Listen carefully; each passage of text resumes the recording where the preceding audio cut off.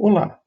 Nessa videoaula mostrarei como se utilizar os recursos de programação do Assembly do MIPS32 para se realizar chamadas e retorno de funções em linguagem de alto nível. Do lado esquerdo desse slide, vemos um pequeno programa fonte em linguagem C, onde há uma função main, onde é declarada uma variável inteira y e uma chamada para uma função sum, logo descrita a seguir. A função sum é uma função que recebe como argumentos duas variáveis inteiras a e b e retorna o valor da soma dessas duas variáveis para a função que a chamou. Algumas informações importantes a serem destacadas para o processo de conversão são: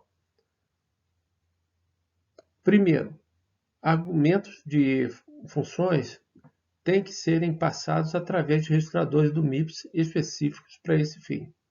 São eles o $0, $A1, $A2 e $A3. Segundo, os valores de retorno de funções têm que ser colocados em registrador específico do MIPS para esse fim. São eles os registradores $V0 e $V1. Terceiro, para a chamada de funções, temos que usar a instrução JAL, nativa do MIPS32, Jump and Link. Quarto, o registrador $RA é usado exclusivamente para armazenar o endereço da próxima instrução posterior à instrução de chamada da função. Quinto, para o retorno de funções, deve ser usado sempre a instrução JR$RA, Jump Register $RA.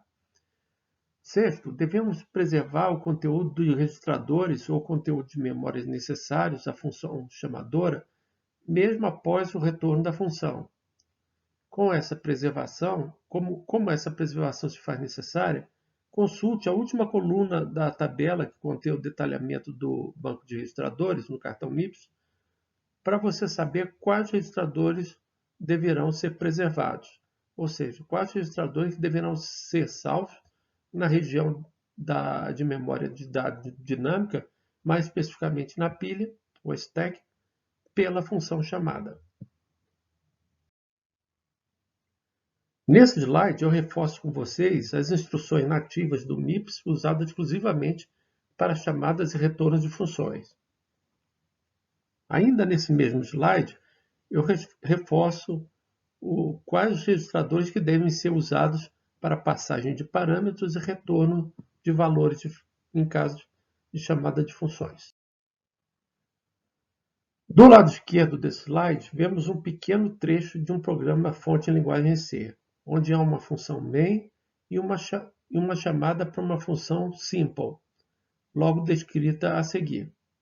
A função simple é uma função que não recebe argumentos e também não retorna nada. Do lado direito, observamos o código correspondente em assembly do MIPS. Do lado esquerdo desse slide, vemos um outro pequeno trecho de programa fonte em linguagem C.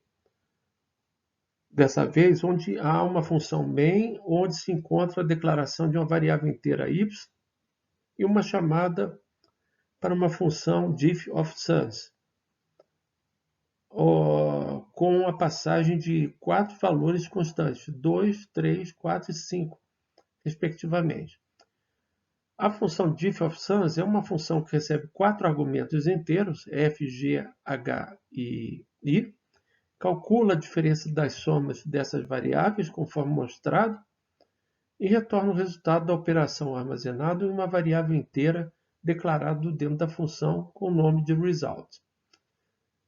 Do lado direito, observamos o código correspondente em assembly do MIPS do trecho de código mostrado do lado esquerdo. Estude-os e observe se todos os 6 passos importantes que eu destaquei no slide 3 dessa aula foram cumpridos. Considere o mesmo código fonte em linguagem C e o mesmo código em assembly convertido, exceto pela primeira linha da função diff of sums, que agora usa o registrador $S0 para armazenar o valor da soma de f com g. Esse é apenas um exemplo para te mostrar uma possível situação, onde, dentro da função chamada, eu precisarei usar um registrador que precisa ter seu conteúdo preservado antes do retorno da função, pois o seu conteúdo poderá ser usado pela função chamadora quando ocorrer do retorno da função. Antes de eu usar ou atualizar o registrador $S dentro da função chamada, eu precisarei abrir espaço suficiente para acomodar o conteúdo do registrador na região de memória de dados dinâmica, conhecida como stack. Em seguida, preservar ou salvar o seu conteúdo na pilha antes de usá-lo dentro da função chamada. Logo antes do retorno dessa função, eu devo restaurar da pilha de memória o conteúdo dos registradores salvo e restaurar o registrador $SP, que aponta para o início da pilha, fazendo apontar para o início da pilha como antes da chamada dessa função. A essa operação de reservar espaço na pilha e em seguida salvar os registradores e depois restaurar o conteúdo dos registradores da pilha e liberar o espaço alocado para eles por intermédio do registrador $SP, é conhecida como salvamento e recuperação do contexto. Estude o código comentado em assembly do MIPS nesse link do GitHub. Esse código usa um número maior de instruções nativas do assembly do MIPS e usa também pseudos instruções reconhecidas pelo simulador MARS.